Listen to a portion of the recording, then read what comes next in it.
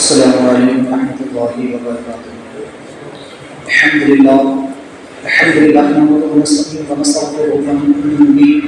ونعوذ باللہ من شرور انفسنا ومن سیئات اعمالنا من يهده الله فلا مضل له ومن يضلل فلا هادي له ونشهد ان لا اله الا الله وحده لا شريك له ونشهد ان سيدنا ومولانا محمدا عبده ورسوله فقد قال الله تبارك وتعالى في القرآن المجيد والفرقان الحميد أعوذ بالله من الشيطان الرجيم بسم الله الرحمن الرحيم ولقد أهلكنا ما حولكم من القرى وصرفنا الآيات لعلهم يرجعون صدق الله العظيم وبلغنا رسوله النبي الأمين المكين الكريم لمن الشاهدين والشاكرين والحمد لله رب العالمين۔ آئیے آغاز گفتگو سے قبل ہمارا مل کر انتہائی خلوص و محبت کے ساتھ غمت خزرہ کی جانب لگا کر حضور آقا نامدار مدینہ کے تاجدار ہیں جو کہ غمگسار جناب رحمت مصطفیٰ محمد مصطفیٰ علیہ تحیت و ثنا صلی اللہ تبارک و تعالی علیہ وسلم کی بارگاہ اقدسمہ میں درود و سلام کا ہم پیش کرتے ہیں صلی اللہ علیہ وسلم محمد معاد الجود والکرم وآلہ اصحابہ وبارک وسلم۔ ایک مرتبہ جو اللہ صلی اللہ علیہ وسلم محمد صلاۃ المنجین عن جميع الاحوال والآفات وتقضينا بعاجل الحاجات وتطهرنا بها من جميع السيئات وترفعنا بها عندك الدرجات وتبلغنا بسرعته من جميع الخيرات في الحياة بعد الممات انك على كل شيء قدير۔ رسول برکت کے بڑے وصلی صلاۃ کاملہ و سلام تعالی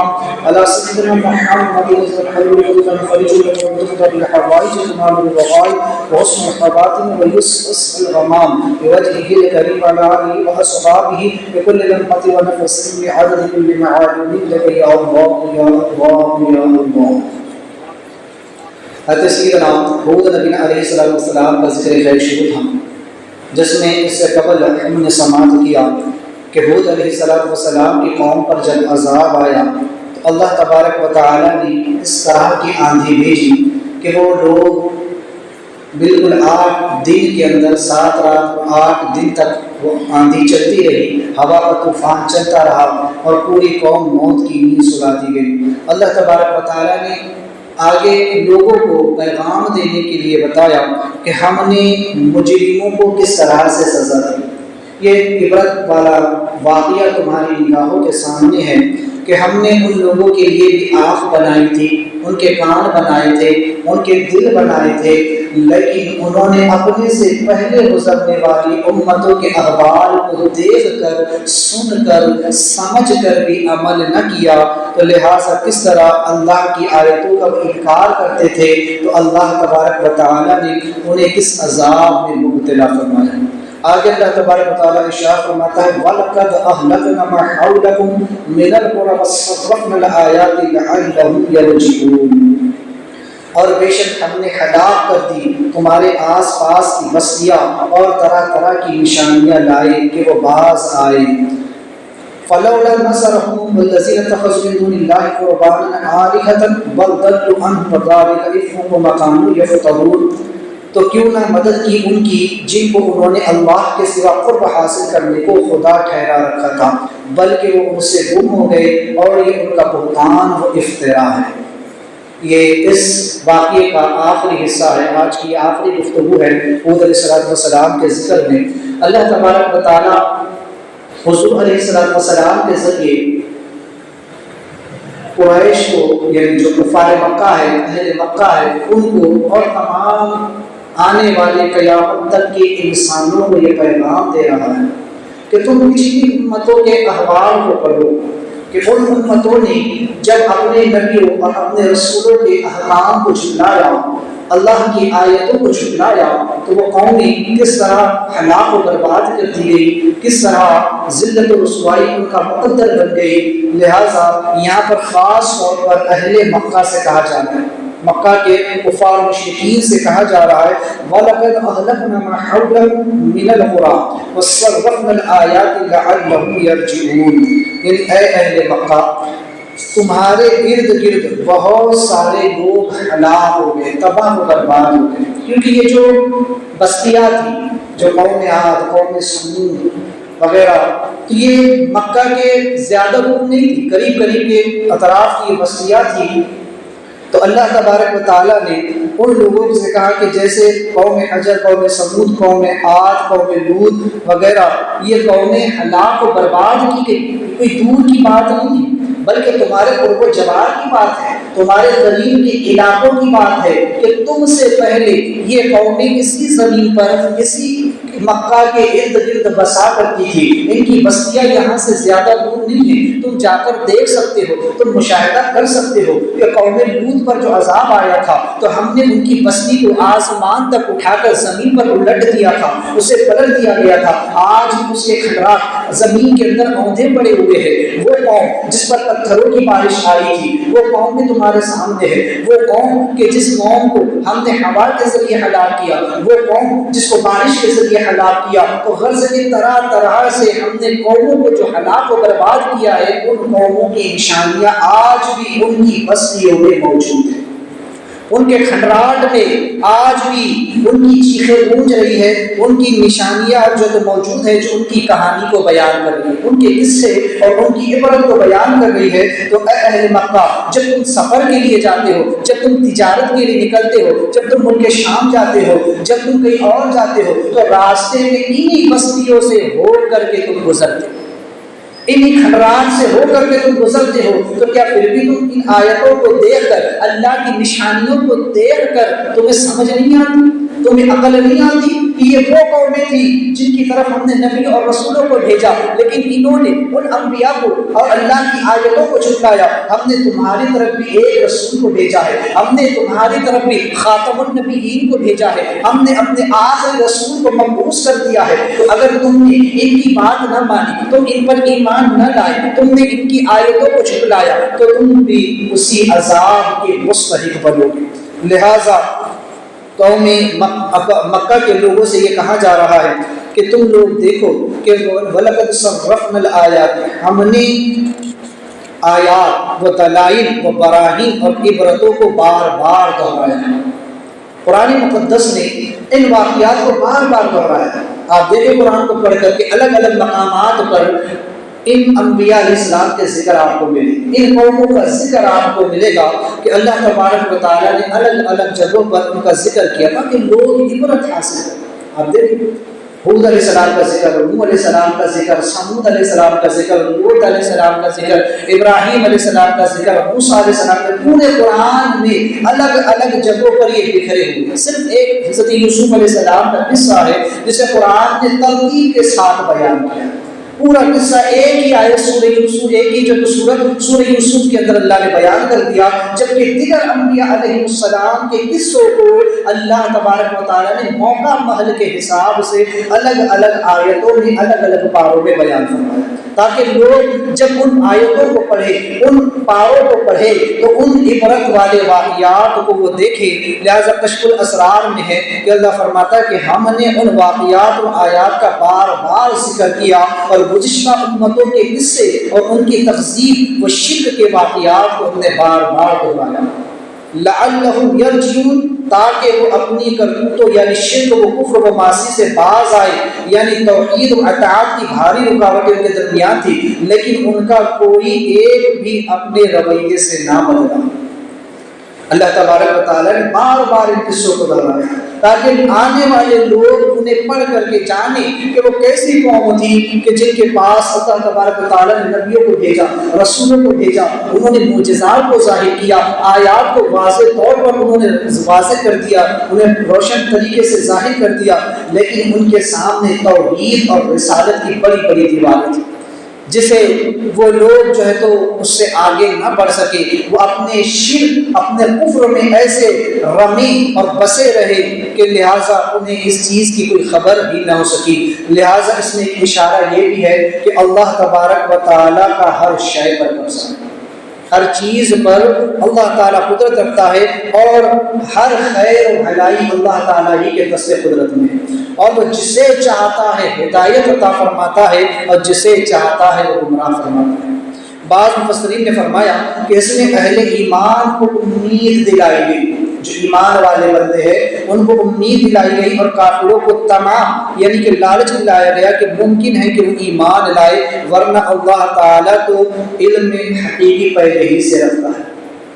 یہاں پر مومنوں کو ایک طرح سے ترغیب دی جا رہی ہے کہ دیکھو ایمان لانے کے فائدے کیا ہیں، تاکہ جو ایمان لا چکے ہیں وہ جب ان عبرت والے قصوں کو پڑھیں گے تو انہیں کم از کم یہ احساس ہوگا کہ اللہ کا شکر ہے کہ ہم ایمان والے ہیں، ہم مسلمان ہیں۔ اور کافروں کو یہ جو ہے تو یہاں پر انہیں تما دلایا جا رہا ہے کہ اگر تم ایمان لے آؤ گے تو پھر تم بھی اس طرح کے عذابوں سے بچ جاؤ گے۔ لہٰذا یہاں پر ایک چیز یہ ہے کہ چونکہ ان لوگوں کو کھلا نشانیوں کے دیکھنے کی عادت تھی، اس سے بھی اللہ تعالیٰ نے آیات کو بار بار دہرایا اور انبیاء علیہ السلام نے ان کے سامنے اپنے معجزات کا اظہار فرمایا فلولا نصرهم الذين اتخذوا من دون الله قربانا آلهة، تو کیوں نہ مدد کی ان کی، ہے نا، ان بتوں نے، ان خداؤں نے، ان باطل معبودان نے جن کو انہوں نے تقرب کا ذریعہ سمجھ رکھا تھا، ہے نا۔ یعنی کہ کفار و مشرکین، یہاں پر قربانن کا جو لفظ آیا ہے، یعنی کہ انہوں نے جو بت تراش رکھے تھے اپنی مرضی اور الگ الگ نام ان کو دے رکھے تھے، جن کی وہ پوجا کرتے تھے، پرستش کرتے تھے، خدا کے علاوہ ان کو معبود اور رب سمجھتے تھے، یا خدا کی خدائی میں معاذ اللہ کو شریک ٹھہراتے تھے، اور یہ سمجھتے تھے کہ یہ بت چھوٹے خدا ہے، اگر ہم نے اللہ کو خوش کرنا ہے تو پہلے ان بتوں کی پوجا کرنی ہوگی، انہیں خوش کرنا پڑے گا، انہیں راضی کرنا پڑے گا، ان کی عبادت کرنا پڑے گی، تب جا کر معاذ اللہ خدا ہم سے راضی ہوگا۔ تو خدا کا قرب حاصل کرنے کے لیے جو ان بتوں کو وہ پوجتے تھے، ان کی عبادت کرتے تھے اور ان کو خدا کا شریک ٹھہراتے تھے، تو لہٰذا یہاں پر تقرب سے مراد یہ چیز ہے، یا تو یہ کہ ان بتوں سے قریب ہونے کے لیے جو ان کا وہ تقرب ڈھونڈتے تھے، ان بتوں کی پوجا کرتے تھے، یا ان کے نام پر قربانی کرتے تھے، یا ان بتوں کے نام پر چڑھاوے چڑھاتے تھے، تاکہ یہ بت ہم سے خوش ہو جائے، ہم سے راضی ہو جائے اور پھر یہ ہماری مدد کر سکے، ہمیں ہر طرح کی بلاؤں سے اور مصیبتوں سے بچا لے۔ جیسے آج بھی آپ دیکھیں، آج کے دور کے کفار مشرکین نے طرح طرح کے دیوی اور دیوتاؤں کو بنا رکھا، الگ الگ دیوی دیوتا، الگ الگ کام کے دیوی دیوتا ہے، کوئی بارش برسانے والا، کوئی جو ہے تو اولاد دینے والا، کوئی موت دینے والا، کوئی جو ہے تو بدلہ لینے والا، کوئی سکھ دینے والا، کوئی سورگ میں لے جانے والا، کوئی نرک کا کام کا سنبھالنے والا، کر سکے الگ الگ دیوی اور دیوتاؤں نے بنا رکھی، الگ الگ کاموں کے لیے الگ الگ پوجا پاٹ وہ لوگ کرتے رہتے ہیں تاکہ یہ خوش ہو جائے اور ہمارا کام نکل جائے۔ اس لیے ان کو اتنے 23 کوٹیوں کی جو تو پوجا کرنا پڑتی ہے، ان کو خوش رکھنا پڑتا ہے، لیکن یہاں اسلام یہ کہتا ہے صرف ایک اللہ کی بندگی کرو، اس رب کو خوش کر لو، تمہاری دنیا اور تمہاری آخرت سب کچھ وہ سنبھال لو، تمہاری تمام تر مشکلوں اور پریشانیوں کو دور کرنے والی ذات صرف اللہ رب العالمین کی ذات ہے۔ تو چونکہ ان کا یہ ایک عقیدہ تھا کہ انہوں نے تقرب کا ذریعہ سمجھ رکھا تھا کہ ہم پر کوئی بھی مصیبت آئی، کیسی پریشانی آئے گی تو یہ بت ہم کو بچا لے۔ اور دوسرا ان کا ایک عقیدہ اور کیا تھا جو ان کے بارے میں تھا، ایک تو یہ تھا کہ اللہ لیقربنا الی اللہ زلفا، اور ایک یہ تھا کہ ہؤلاء شفاعنا، کہ ایک تو یہ کہ اگر ہم پر کوئی مصیبت آئے گی تو یہ خود ہمیں ان مصیبتوں سے بچا دے، اور دوسرا یہ عقیدہ تھا ان لوگوں کا کہ یہ خدا کے سامنے ہماری شفاعت کرے یا ہماری مدد کر دے۔ تو لہٰذا یہ دونوں عقیدے ان کے باطل تھے، کیونکہ اللہ تبارک و تعالیٰ نے کسی بھی بت کو یہ طاقت اور اختیار عطا نہیں فرمایا، لہٰذا اس میں ان کے ساتھ تحکم ہے، بل ضلوا عنہم، بلکہ وہ ان سے غائب ہو گئے۔ اللہ تعالیٰ فرماتا ہے کہ بل ضلوا عنہم، بلکہ وہ ان سے غائب ہو گئے، ان سے گم ہو گئے۔ جس وقت ان پر عذاب آیا ان کا عقیدہ تھا کہ یہ بت ہمیں بچائیں گے، لیکن جب اللہ نے اپنا عذاب بھیجا، جب ہوا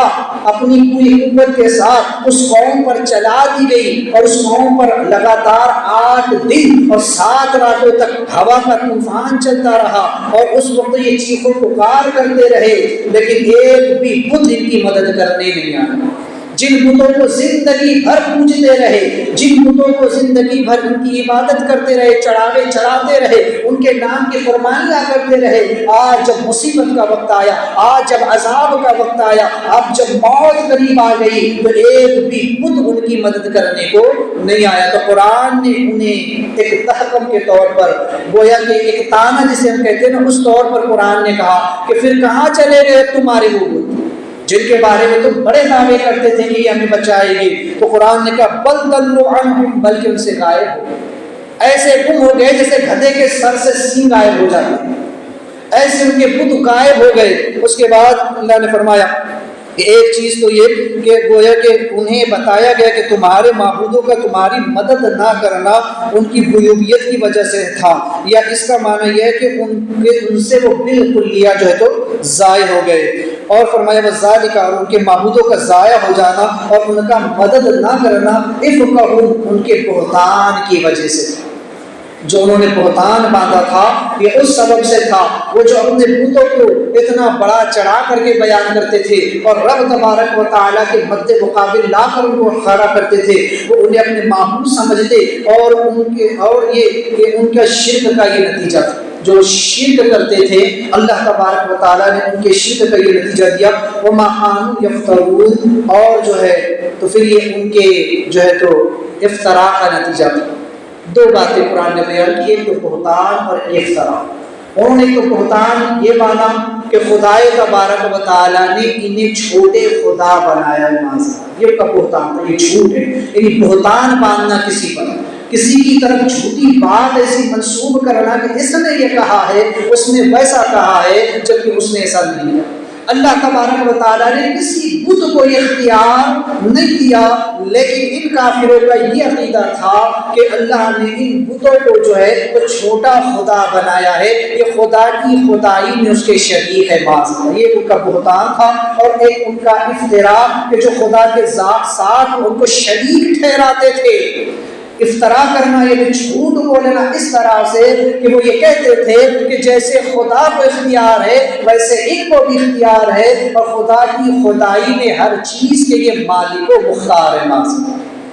ذاتی طور پر۔ تو گویا ان کے ان عقیدوں کا یہاں پر رد کیا گیا کفار و مشرکین کے، اور کہا گیا اہل مکہ سے کہ تم نے بھی جو بت بنا رکھے ہیں، یہ لات، منات، حبل، یہ جن بتوں کی تم پرستش کرتے ہو، اور جو تم نے کعبے میں بت لگا رکھے ہیں، اور تم بھی یہ سمجھتے ہو تمہارے پچھلے باپ داداؤں کی طرح کہ یہ بت میرے ساجی ہے، یہ بت میرے شریک ہے، یہ بت تمہیں مجھ سے لڑ کر کے بچا لیں گے، یا جب میں تم پر عذاب بھیجوں گا تو یہ بت تمہاری مدد کر لیں گے، یا یہ کہ کل قیامت کے دن یہ بت تمہاری شفاعت کریں گے، یا یہ کہ یہ بت مجھ سے لڑ کر تمہیں بچا لیں گے، تو یہ تمہارے سارے عقیدے باطل، یہ سارے عقیدے فسق و فجور ہے، غلط ہے، شرک ہے، کفر ہے، اس لیے کہ میں نے کسی بت کو یہ طاقت اور اختیار عطا نہیں فرمایا۔ ان اللہ علی کل شیء قدیر، بے شک اللہ ہر چاہے پر قادر ہے۔ تمام طاقت، تمام قدرت صرف اللہ کے لیے ہے، کوئی اس کے برابر کا نہیں، کوئی اس کے جیسا نہیں ہے، کوئی اس کی مثل نہیں ہے، اللہ وحدہ لا شریک ہے۔ تو لہٰذا یہاں پر ایک چیز آپ اچھے سے سمجھیں، عقیدے کی بات، کہ اسباب وسائل دو قسم کے ہیں۔ اب یہاں پر وہابی دیوبندی دھوکہ دیتے ہیں، اس مقام پر آ کر وہ کہتے ہیں کہ دیکھو کفار و مشرکین اپنے بتوں کو پوجتے تھے، یا اپنے بتوں کو بارے میں وہ یہ عقیدہ رکھتے تھے کہ یہ بت خدا کے سامنے ہماری شفاعت کریں گے، یا یہ کہ یہ ہمیں مصیبتوں کے وقت ہماری مدد کریں گے۔ تو یہ کافروں کا عقیدہ بتوں کے متعلق تھا، اور معاذ اللہ تم سنی بھی ایسا ہی عقیدہ ولیوں کے ساتھ رکھتے ہیں، نبیوں کے ساتھ رکھتے ہو کہ جب بھی مصیبت آئے گی تو یہ انبیاء اور اولیاء ہمیں مصیبت سے بچا لیں گے، غوث پاک ہمیں مصیبت سے بچا لیں گے، غریب نواز ہماری پریشانی کو دور کر دیں گے، یا یہ کہ کل قیامت کے دن یہ انبیاء اور یہ اولیاء خدا کے سامنے ہماری شفاعت کریں گے۔ تو جو عقیدہ کفار و مشرکین کا ان کے بتوں کے متعلق تھا، وہی عقیدہ تم مسلمانوں کا یا تم سنیوں کا نبیوں اور ولیوں کے متعلق ہے۔ تو جو حکم ان لوگوں پر لگاتا وہی حکم تمہارا بھی ہوگا، وہ بھی کافر ٹھہرے، معاذ اللہ تم بھی کافر۔ تو یہاں وہابی اس طرح سے دھوکہ دیتے ہیں، لیکن اس کا جواب میں آپ کو دیتا ہوں۔ اس چیز کو اچھے سے سمجھ لیجئے، اس لیے کہ یہ عقیدے کی بہت اہم بات ہے اور بہت باریکی اور نقطے کی یہ بات ہے۔ چونکہ اسباب و وسائل دو قسم کے ہیں جن کا تعلق، جن کا اللہ تعالیٰ نے حکم فرمایا۔ دنیا کیا ہے؟ دنیا عالم اسباب ہے، یہاں کے تمام کام اسباب سے ہوتے ہیں، سبب اور وجہ سے ہوتے ہیں، بغیر واسطے اور وسیلے کے دنیا کا کوئی کام نہیں ہوتا۔ اللہ نے دنیا کو عالم وسائل بنایا، عالم اسباب بنایا ہے کہ دنیا میں اگر پیدا بھی ہونا ہے تو ماں باپ کا وسیلہ لگے، دنیا میں آنا بھی ہے، جنم لینا بھی ہے تو بھی ماں باپ کا وسیلہ لگے گا، قبر میں بھی جانا ہے تو انسانوں کا وسیلہ لگے گا۔ تو انسان کا دنیا میں آنے سے لے کر قبر میں جانے تک تمام معاملہ اسباب اور وسائل پر منحصر ہے۔ اب میں اگر اسباب و وسائل پر گفتگو کروں تو بڑی طویل ہو جائے گی، بہرحال میں اس کی تفصیل میں نہیں جاتا، بس اتنا سمجھ لے کہ دنیا کے تمام کام بغیر وسیلے کے نہیں ہوتے۔ اللہ تبارک و تعالیٰ قادر مطلق ہے۔ اللہ رب العالمین نے عالم امر الگ ہے اور عالم خلق الگ ہے، یہ دو چیزیں ہیں، عالم امر اور عالم خلق۔ عالم خلق اس دنیا کو کہا جاتا ہے جو کہ اسباب پر منحصر ہے، اور عالم امر وہ ہے کہ جس کو اللہ نے لفظ کن سے پیدا فرمایا۔ اللہ نے فرمایا کن ہو جا اور وہ ہو گیا۔ تو وہاں کے تمام معاملات، تمام کام صرف اللہ کے ارادے سے ہو جاتے ہیں، اللہ کن فرماتا ہے وہ ہو جاتا ہے۔ تو عالم امر الگ چیز ہے اور عالم خلق ایک الگ چیز ہے، اس کی تفصیل میں اس سے پہلے بھی کر چکا ہوں، یہاں اس وقت اس کی تفصیل کی ضرورت نہیں ہے۔ تو چونکہ اسباب دو قسم کے ہیں جن کا حکم اللہ نے فرمایا، وہ کو وسیلہ اور سبب بنا کر اللہ تعالیٰ تک پہنچنا ہمارا کام ہے۔ ٹھیک ہے، اگر خدا تک پہنچنا ہے، وصل مولا چاہتے ہو تو وسیلہ ڈھونڈ لو، بے وسیلہ نجدیو ہرگز خدا ملتا ہے۔ تو اللہ تبارک و تعالیٰ نے اس دنیا میں، اس عالم میں ہمیں جب پیدا کیا اور بھیجا تو فرمایا مجھ تک پہنچنا چاہتے ہو تو اس کے دو طریقے، مجھ تک آنے کے دو طریقے ہیں، دو وسیلے ہیں، دو اسباب ہیں، دو سبب ہیں، ان کو جو ہے تو سمجھ لو۔ ایک یہ کہ انبیاء، اولیاء اور وہ امور جو وحی و الہام کے ذریعے حاصل ہو، اور یہ وسیلہ اور ہدایت کا موجب ہے۔ میں نے نبیوں کو بھیجا، میں نے رسولوں کو بھیجا، میں نے وحی اتاری، میں نے کتابیں اتاری، میں نے احکام شرع اتارے، ان تمام چیزوں پر عمل کر کر، نبیوں کا دامن پکڑ کر، ولیوں کے راستے پر چل کر، قرآن کو پڑھ کر، شریعت پر عمل کر کر، نماز، روزے، زکوٰۃ، صدقات، خیرات پر عمل کر کر تم مجھ تک پہنچ سکتے۔ اگر مجھ تک آنا ہے تو یہ وسیلے ہیں جن کو میں نے اجازت دے رکھی ہے، یہ نبی ہے، یہ رسول ہے، یہ قرآن ہے، یہ حدیث ہے، یہ نماز ہے، یہ زکوٰۃ، یہ صدقات، یہ خیرات، یہ نیک اعمال ہے جو تمہیں میرے قریب کر دیں گے، جو تمہیں مجھ تک پہنچا دیں گے۔ تو لہٰذا فرمایا اللہ تعالیٰ نے کہ وَابْتَغُوا إِلَيْهِ الْوَسِيلَةَ، اللہ کی طرف وسیلہ تلاش کرو۔ اللہ نے خود قرآن میں فرمایا کہ مجھ تک آنا چاہتے ہو تو وَابْتَغُوا إِلَيْهِ الْوَسِيلَةَ، وسیلہ پکڑ لو، بغیر وسیلے کے نہیں آ سکتے۔ اور فرمایا وَكُونُوا مَعَ الصَّادِقِينَ، اور یہ کہ سچوں کے ساتھ ہو جاؤ، سچوں کا دامن پکڑ لو۔ جو لوگ سچے ہیں، ابھی کون اس کے بارے میں بار بار کہہ چکا، قرآن میں کہتا ہے کہ صراط الذین انعمت علیہم، راستہ ان کا جن پر تو نہیں نام کیا، کن پر ہوا؟ وَأَنَّمَ اللَّهُ مِنَ النَّبِيِّينَ وَالصِّدِّيقِينَ وَالشُّهَدَاءِ وَالصَّالِحِينَ، وہ کہ جن نبیوں کی جماعت جن پر اللہ کا انعام ہوا، وہ جو ہے تو شہداء اور صالحین اور اولیاء اللہ کی جماعت ہے جن پر اللہ کا انعام ہے۔ اور انہی کو قرآن نے کہا وَكُونُوا مَعَ الصَّادِقِينَ، کہ ان سچوں کا دامن پکڑو۔ قرآن میں آپ کے سامنے رکھ رہا ہوں، ٹھیک ہے۔ اور دوسری چیز یہ کہ جنہیں وسیلہ بنانے سے اللہ تعالیٰ نے روکا ہے وہ ہے اصنام پرستی وغیرہ اور گمراہی کے اسباب و آلات، لہٰذا ان کو وسیلہ نہ بنایا جائے۔ دیکھو وسیلے دو ہیں، لیکن ایک کو اللہ نے بنانے کا حکم دیا اور ایک کو چھوڑنے کا حکم دیا۔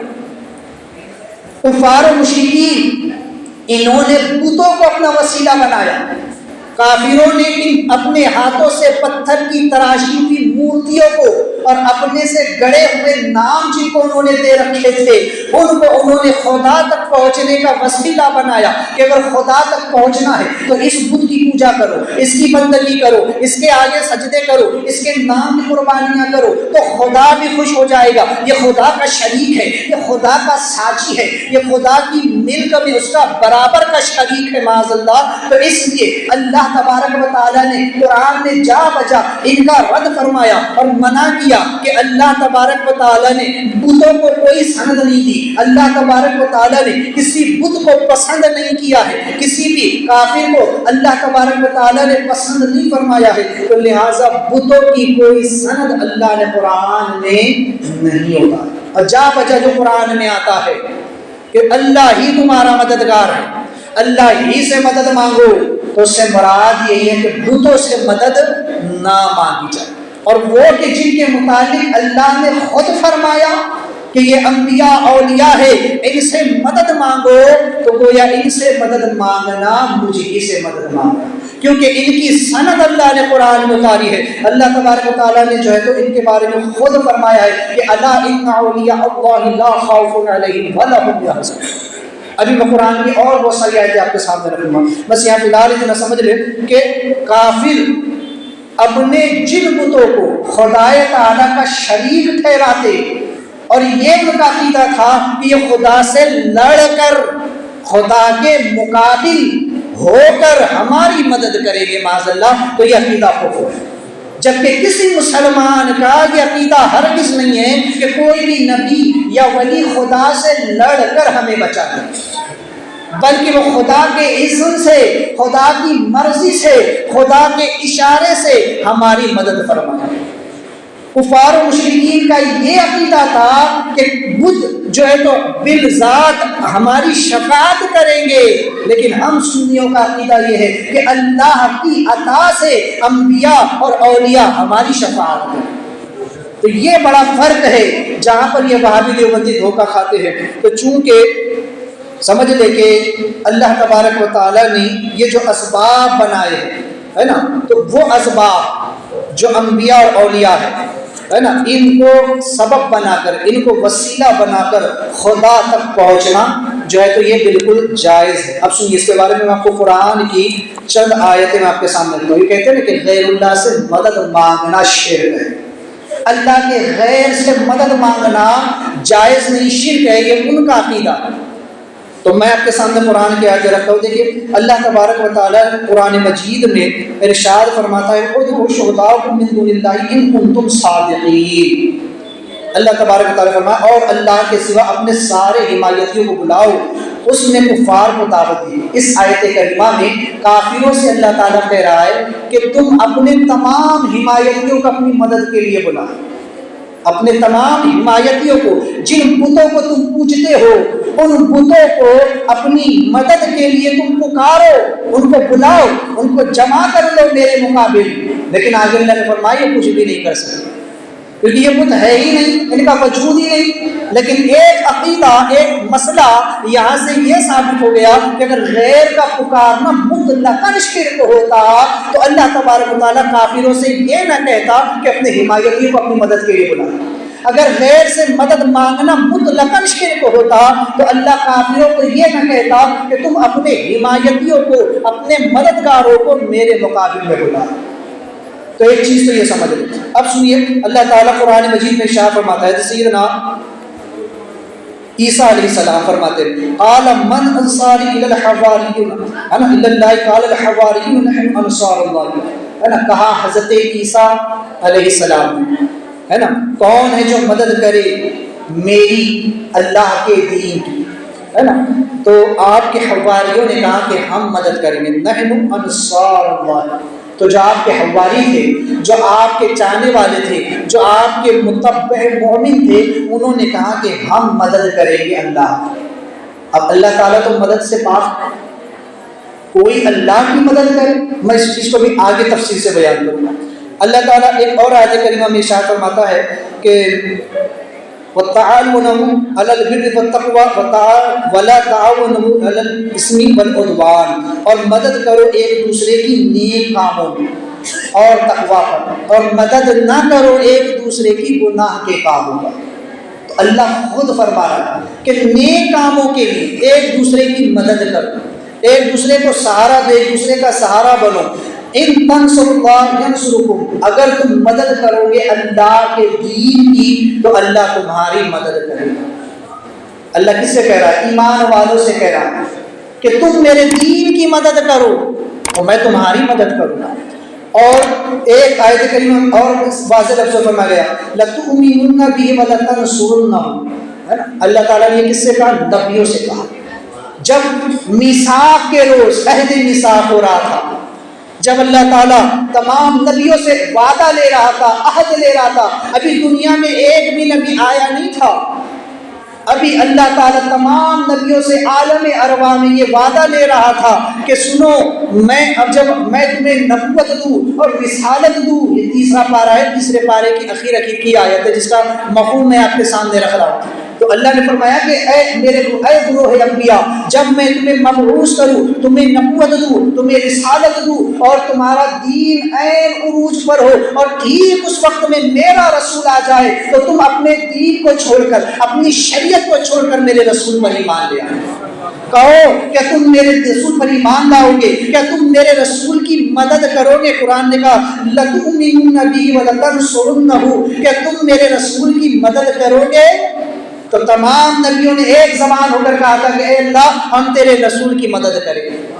ہم ان پر ایمان لائیں گے، اور ہم اپنی شریعت کو چھوڑ کر ان کی شریعت پر عمل کریں گے، اور ہم اپنے والیوں کے ساتھ، اپنے ایمان والوں کے ساتھ جو ہے ان کی مدد بھی کریں گے۔ یہ کون کہہ رہے؟ تمام نبی کہہ رہے، ابھی دنیا میں آئے نہیں ہے، اس وقت سے یہ عقیدہ ثابت ہوتا ہے کہ ابھی دنیا میں آنے سے پہلے ہی بتا دیا گیا کہ اللہ کے نبیوں سے مدد مانگنا، ان کی مدد لینا جائز ہے۔ اگر ایسا ہوتا تو حضور اسلام نبیوں کی مدد نہ لیتے، اللہ اپنے نبی کی مدد نبیوں سے نہ کرواتا۔ لہذا اللہ تعالیٰ فرماتا ہے وَاسْتَعِینُوا بِالصَّبْرِ وَالصَّلَاةِ، اور مدد مانگو صبر اور نماز سے۔ اب صبر اور نماز یہ کیا ہے؟ یہ تو عمل ہے،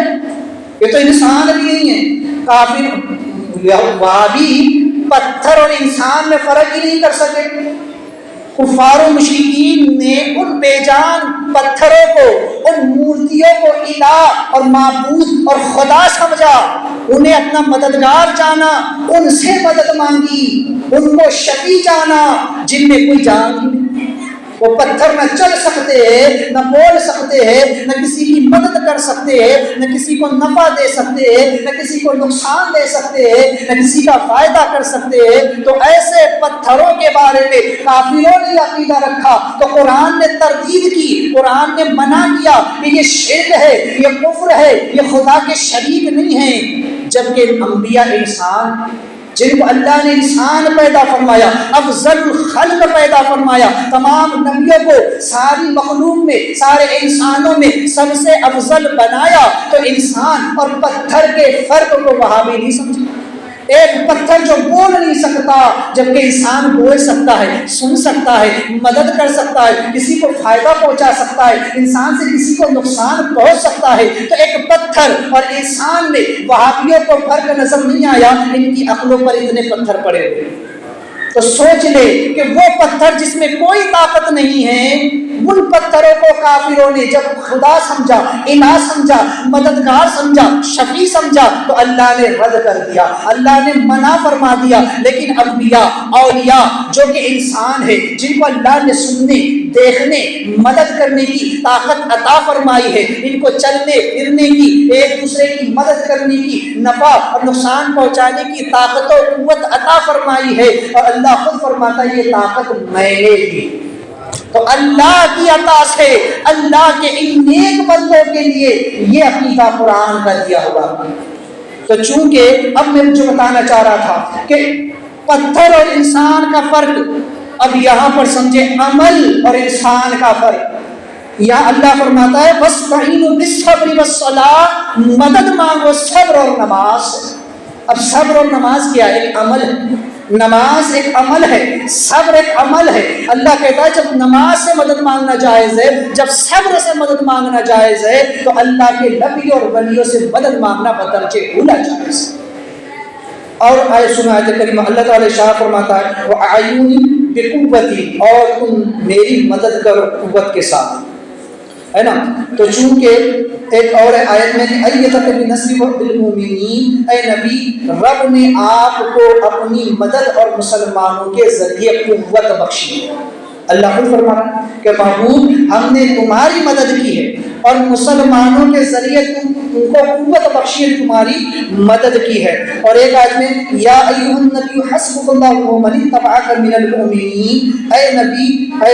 غیب کی خبر بتانے والے، بے شک اللہ تعالیٰ آپ کے لیے کافی ہے اور آپ کے مطیع فرما بردار مسلمان آپ کے لیے کافی ہے۔ آپ کے لیے اللہ بھی کافی ہے اور مسلمان بھی کافی ہے آپ کے لیے، کہ مسلمان آپ کی مدد کریں گے۔ اور دیکھو اللہ تعالیٰ فرماتا ہے فَإِنَّ اللَّهَ هُوَ مَوْلَاهُ وَجِبْرِيلُ وَالصَّالِحُ الْمُؤْمِنِينَ وَالْمَلَائِكَةُ بَعْدَ ذَلِكَ ظَهِيرًا۔ فرماتا ہے کہ اے رسول کے مددگار کون کون ہیں، رسول کی مدد کرنے والے کون ہیں؟ فرمایا کہ رسول کا مددگار اللہ ہے۔ فَإِنَّ اللَّهَ هُوَ مَوْلَاهُ، اللہ رسول کا مددگار ہے۔ اور فرماتا ہے کہ وہ جبریل، اور جبریل بھی رسول کے مددگار ہیں۔ وہ صالح المؤمنین، اور جو نیک مومن ہے، جو صالح بندے ہیں، جو غوث ہے، قطب ہے، ابدال ہے، ولی ہے، صحابہ ہے، یہ سب نبی کے مددگار ہے۔ وہ بعد ذالک والملائکۃ بعد ذالک ظہیرا، اور بعد میں فرشتے بھی نبیوں کے مددگار ہیں۔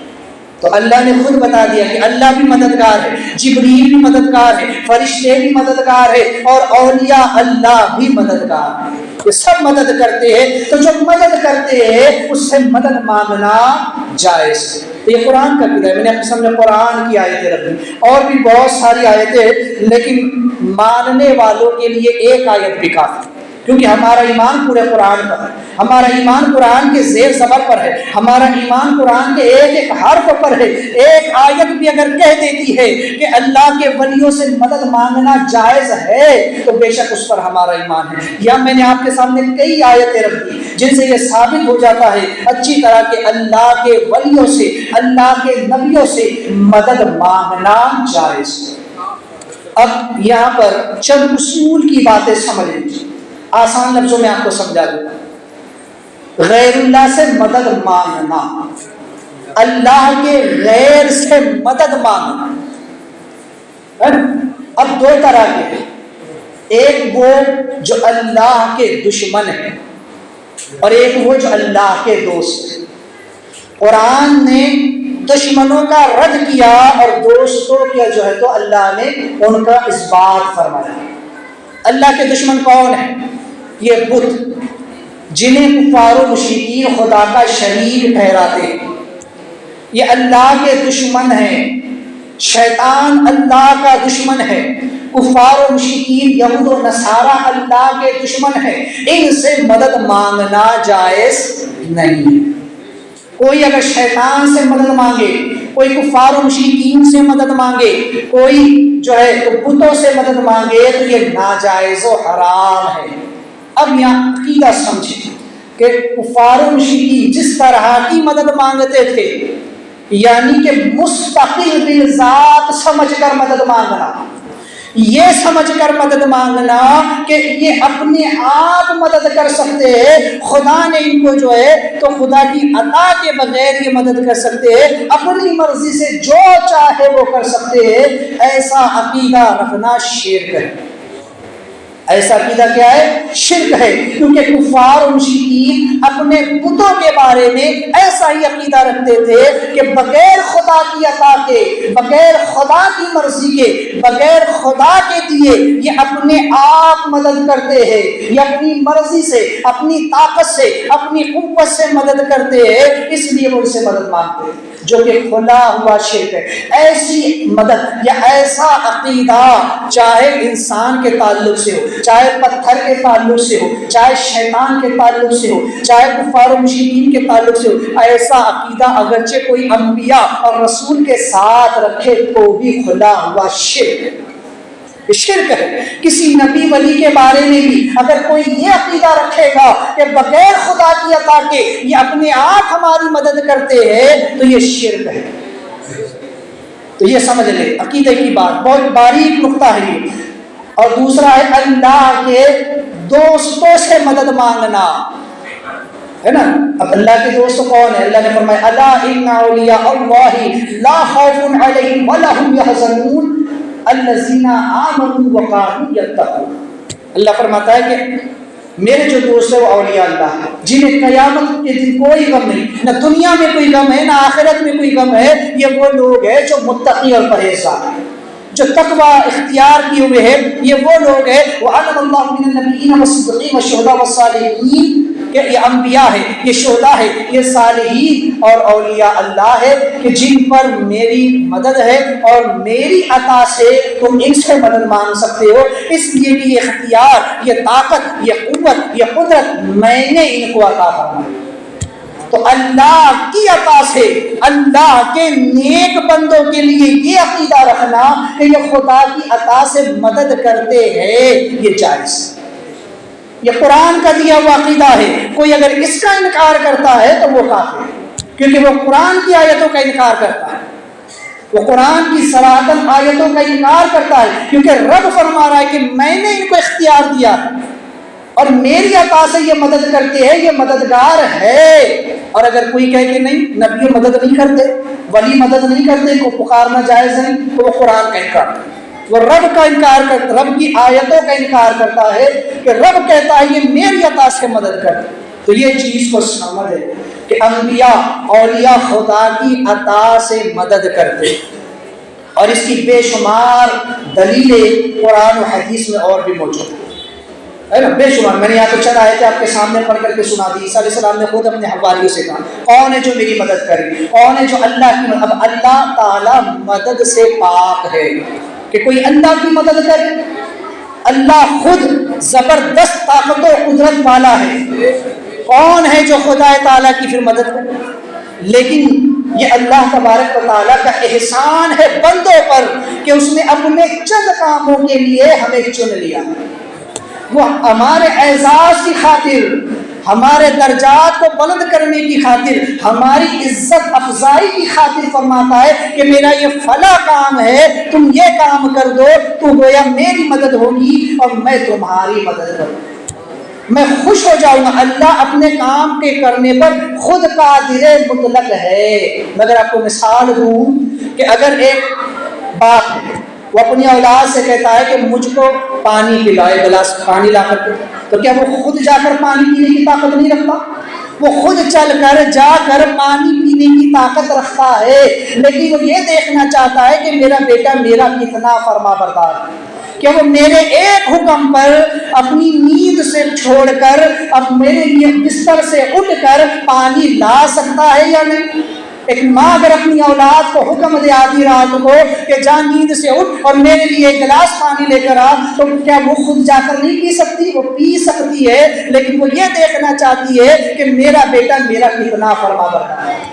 رب تبارک و تعالی جو تمام طاقتوں اور قدرتوں کا بالذات مالک ہے، جو حقیقی مالک ہے، جو ساری طاقت اور ساری قوت اور ساری قدرت رب کی ہے، کسی کی دی ہوئی نہیں ہے، وہ جو تنہا ہے، وہ جو یکتا ہے، وہ رب جو ان اللہ علی کل شیء قدیر ہے، وہ ہر چاہے پر قادر ہے، وہ جو چاہے گا لفظ ان سے پورا کر لے گا، وہ صرف ارادہ کرتا ہے اور وہ کام ہو جاتا ہے۔ لیکن یہ اس کا کرم ہے، یہ اس کا اعجاز ہے بندوں پر کہ وہ بندوں سے کہتا ہے کہ میرا یہ کام ہے تم کر لو تاکہ میں بدلے میں تمہیں اجر و ثواب بھی عطا کروں۔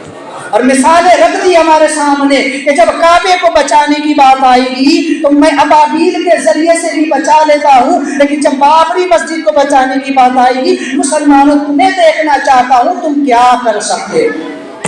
اب جب مساجدوں کو بچانے کی بات آئے گی، جب میں نے کعبے کو بچا کر بتا دیا کہ میں کیسی طاقت و قدرت والا ہوں، جب میں بچانے پر آؤں گا تو ایک چھوٹے پرندے سے بھی اپنے گھر کی حفاظت خود کر لوں گا۔ لیکن میں دیکھنا یہ چاہتا ہوں کہ تم لوگ جو ہے تم میرے دین کی کتنی مدد کرتے ہو، تم اپنے آپ کو مسلمان کہتے ہو، تم اپنے آپ کے بڑے دعوے دار بنتے ہو، تم کہتے ہو ہم نے رسول کا دامن پکڑا ہے، ہم تو جنت میں جانے والے، ہمیں تو جنت کا سرٹیفکیٹ مل گیا ہے۔ یہ جو بڑے بڑے نعرے اور بڑے بڑے دعوے تم کرتے ہو، اب میں یہ دیکھنا چاہتا ہوں کہ میرے دین پر جب حملے ہوں گے، جب مساجد کو توڑا جائے گا، جب قرآن کو جلایا جائے گا، رسول کائنات صلی اللہ علیہ وسلم کی عزت و حرمت پر حملے ہوں گے، اس وقت تم میرے دین کی مدد کے لیے کھڑے ہوتے ہو یا نہیں؟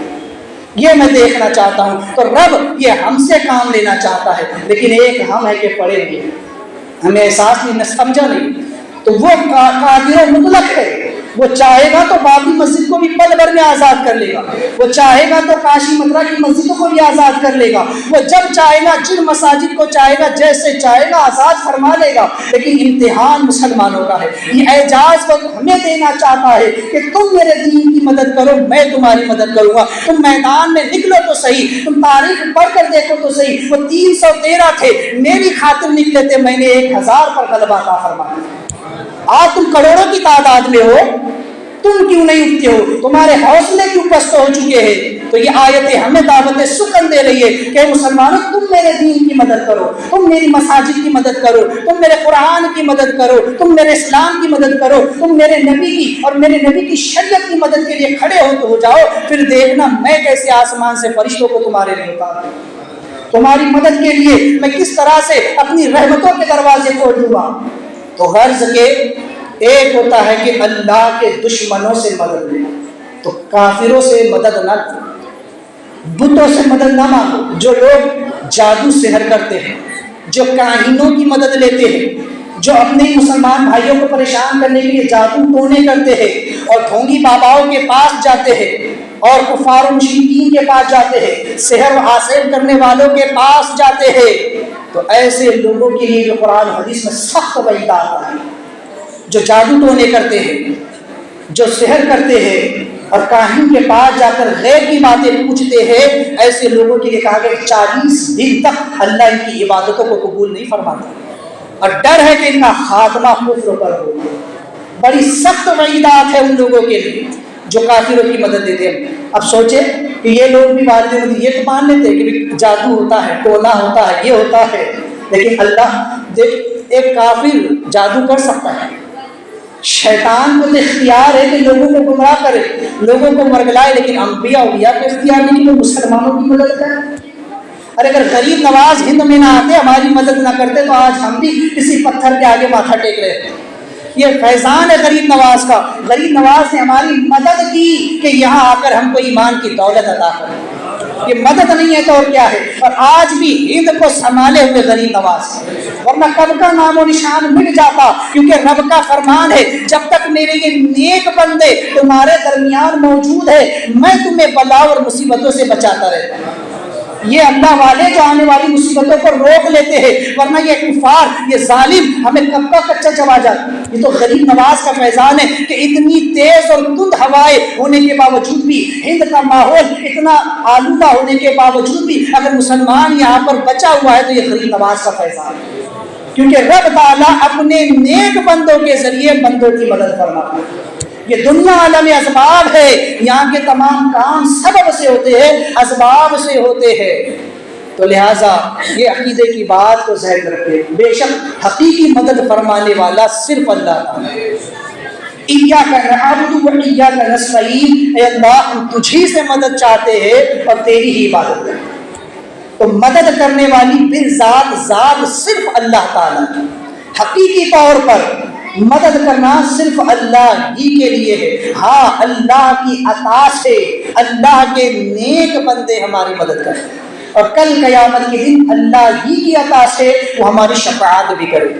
اب کافروں کا یہ دوسرا عقیدہ کہ خدا کے مقابل وہ اپنے بتوں کو مددگار سمجھتے تھے کہ اگر کل قیامت کے دن خدا ہمیں عذاب بھی دینا چاہے گا تو یہ بت خدا سے لڑ کر ہمیں بچا لیں گے۔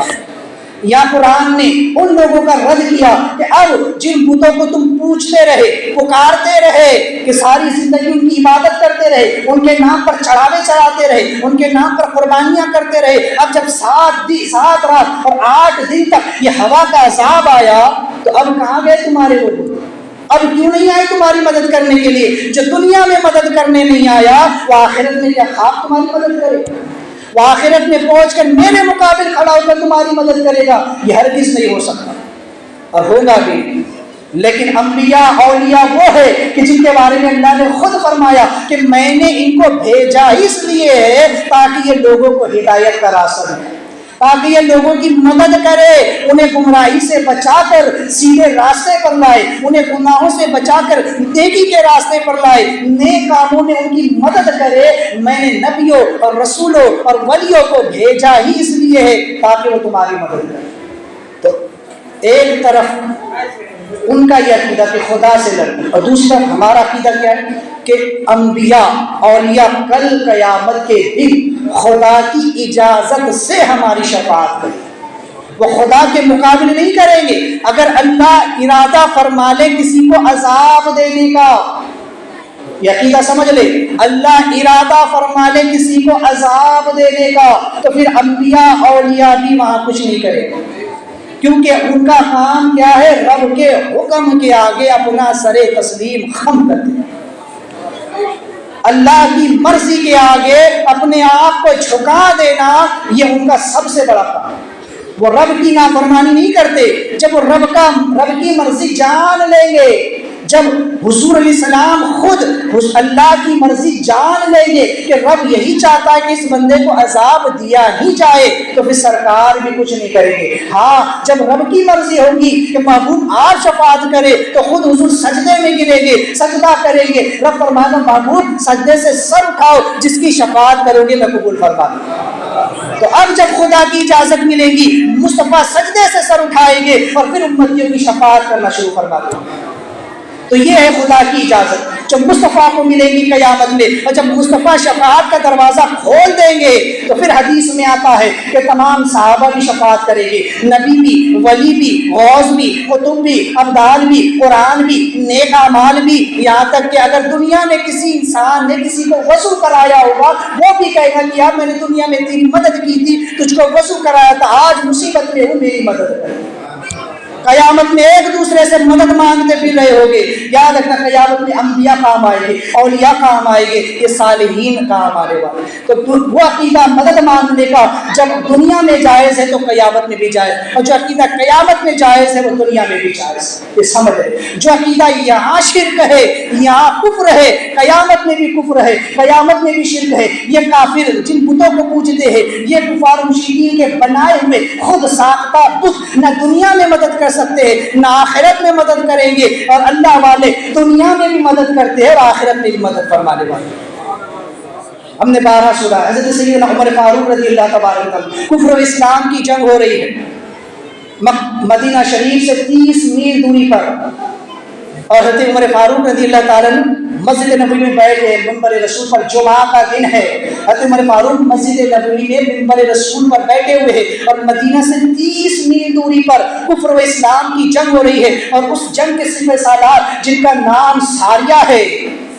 وہ جنگ لڑ رہے ہیں۔ حضرت عمر فاروق یہی منبر رسول سے بیٹھ کر 30 میل دور ہونے والے واقعے کو دیکھ بھی رہے ہیں، سن بھی رہے ہیں اور مدد بھی فرما رہے ہیں۔ کیسے مدد کی؟ حضرت ساریہ رضی اللہ تعالیٰ کو آپ نے جمعہ کے خطبے میں کہا، جمعہ کا خطبہ دیتے دیتے فرمایا یا ساریہ الجبل، یا ساریہ الجبل، اے ساریہ پہاڑ کی طرف، اے ساریہ پہاڑ کی طرف۔ اب سوچئے حضرت عمر کہاں ہے؟ مسجد نبوی میں ہے، یہاں سے 30 میل دور میدان میں جو تو جنگ ہو رہی ہے، ایک بہت بڑا پہاڑ ہے اور پہاڑ کے پیچھے کفار ہے، وہاں سے وہ حملہ کرنے والے ہیں، پہاڑ کے پیچھے سے مسلمانوں پر پیٹ پیچھے سے حملہ کرنے والے ہیں۔ حضرت عمر فاروق نے یہی سے دیکھ لیا، پہاڑ کو بھی دیکھ لیا، پہاڑ کے پیچھے بھی دیکھ لیا، اور مسلمانوں کی مدد بھی کر دی، یہ کہہ کر کے ساریہ پہاڑ کو مت چھوڑنا، پہاڑ کی طرف اپنی پشت رکھنا، اگر پہاڑ کی طرف پشت رکھوں گی تو کفار جو ہے، دشمن جو ہے وہ پیچھے سے حملہ نہیں کر سکتے۔ تو لہٰذا اسلام کو فتح نصیب ہوئی، اور جب مسلمانوں کا لشکر پہنچا تو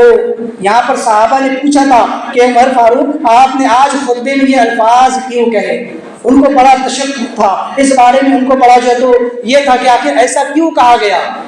جب اسلام کا لشکر فتح پا کر کے لوٹا اور جب حضرت ساریہ نے حضرت عمر فاروق کے سامنے وہ واقعہ رکھا اور کہا کہ اے امیر المومنین، اگر اس دن آپ نے مدد نہ کی ہوتی، اگر اس دن آپ نے مجھ کو پکار کر یا ساریۃ الجبل نہ کہا ہوتا تو ڈر تھا کہ اس دن مسلمانوں کو شکست ہو جائے۔ یہ آپ کی مدد تھی کہ اللہ نے مسلمانوں کو فتح عطا فرمائی۔ تو محبوبان خدا دور سے سنتے بھی ہے، دیکھتے بھی ہے، اور جس کی چاہتے ہیں مدد بھی فرماتے ہیں۔ حضرت سیدنا امام فخر الدین رازی رحمۃ اللہ تعالی، جب آپ کے وصال کا وقت قریب آیا تو شیطان آپ کو ورگلانے کے لیے پہنچا اور کہنے لگا کہ فخر الدین رازی تو بہت بڑا عالم ہے، آج ہم جیسے لوگ ہے نا جن کو کچھ نہیں آتا بڑے بڑے دعوے کرتے ہیں، ہاں آج ہمارے ناموں کے آگے بڑے بڑے علامہ، مولانا، مفتی، قاری، مناظر سنت لگے ہوتے ہیں، لیکن سوچے کہ وہ جن کی زندگی واقعی میں علم اور عمل سے آراستہ و پیراستہ تھی، یہ ان کا واقعہ میں رکھا۔ حضرت سیدنا امام فخر الدین رازی رحمۃ اللہ تعالی علیہ، جنہوں نے قرآن کی تفسیر لکھی ہے، قرآن کی تفسیر لکھنے والے اتنے بڑے جلیل عالم دین سے، ایک ولی کامل سے، شیطان کہتا ہے کہ راضی تو نے ساری زندگی دین کی خدمت کی، تو نے قرآن کی تفسیر لکھی، بتا خدا ایک ہے، اس کی دلیل کیا ہے؟ آپ نے ایک دلیل دی، اس نے توڑ دی، کیونکہ وہ بھی کم نہیں ہے، وہ بھی معلم الملکوت رہ چکا ہے، فرشتوں کا سردار رہ چکا ہے۔ آپ نے دوسری دلیل دی، تیسری دلیل دی، 360 دلیلوں کو اس نے رد کر دیا۔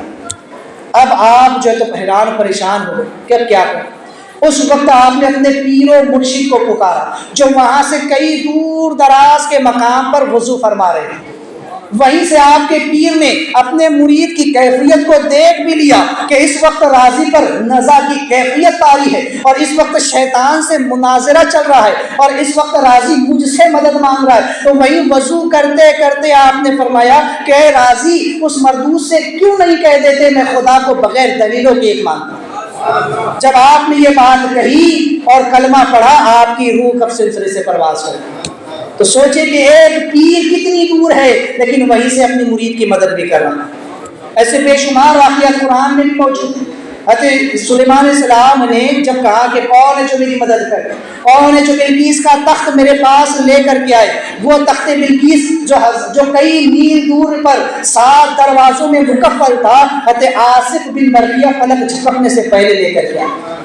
یہ ہوتی ہے ولیوں کی طاقت، جو دنیا میں بھی مددگار ہوتے ہیں وہ آخرت میں بھی مددگار ہوگی، جو یہیں سے سن بیٹھ کر کے جہاں سے چاہتے تصرف کرتے ہیں اور سے پاک فرماتے ہیں کہ نظر الى بلاد اللہ جمعا خردلۃ علی حکم اتصالی، میں دنیا کے میں اللہ کے تمام شہروں کو ایسے دیکھ رہا ہوں جیسے ہاتھ پر رائی کے بعد۔ میں مشرق میں ہوں، میرا مرید مغرب میں ہو، مجھے مدد کے لیے پکارتا ہے تو اس کی مدد کے لیے میں حاضر ہو جاتا ہوں۔ کیوں؟ اللہ نے وہ طاقت ان کو دی ہے، وہ اختیار اللہ نے اپنے محبوب بندوں کو عطا فرمایا۔ تو یہ ولی اللہ اور ولی من دون اللہ کا فرق سمجھیں۔ اللہ کے دوست اور اللہ کے دشمن، اللہ نے اپنے دشمنوں کو کوئی طاقت نہیں دی جبکہ اللہ نے اپنے دوستوں کو طاقت و قوت عطا فرمایا۔ تو اللہ کی عطا سے اللہ کے نیک بندوں کے لیے عقیدہ رکھنا اور ان سے مدد مانگنا جائز، اور اللہ کے دشمنوں سے مدد مانگنا جائز نہیں ہے۔ تو بہرحال یہ چند باتیں تھیں جو میں نے آپ کے سامنے کی۔ یہاں پہ قرآن نے اسی لیے کہا کہ کہاں ہے وہ، کہاں گم ہو گئے ان کے وہ جن کو وہ پوچھتے تھے، اب کہاں چلے گئے جو ان کی مدد کرنے کے لیے نہیں آئے۔ تو لہٰذا اس چیز کو سمجھے، اللہ تبارک و تعالی ہم تمام کو عمل کی توفیق عطا فرمائے۔ حضرت چونکہ مسائل کا سلسلہ شروع تھا، خطبہ سے متعلق چند مسائل جو ہے تو آج بھی سماعت کریں۔ خطبہ کے پہلے کی 4 وقت نماز سنت موقعہ ہے نا، فرض نماز سے پہلے کی جو 4 رکعت سنت موقعہ، اگر کسی نے شروع کر دی اور وہ نماز پڑھ رہا ہے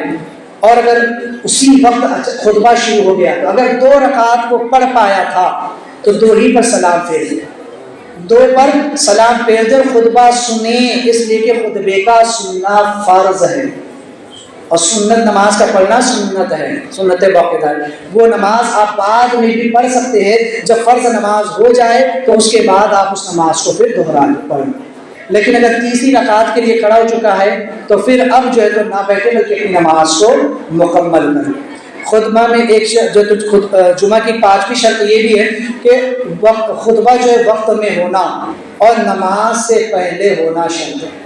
خطبہ اپنے وقت میں ہونا بھی شرط ہے اور نماز سے پہلے خطبے کا ہونا یہ شرط ہے۔ اگر نماز جمعہ کے لیے خطبہ ہی نہ ہوا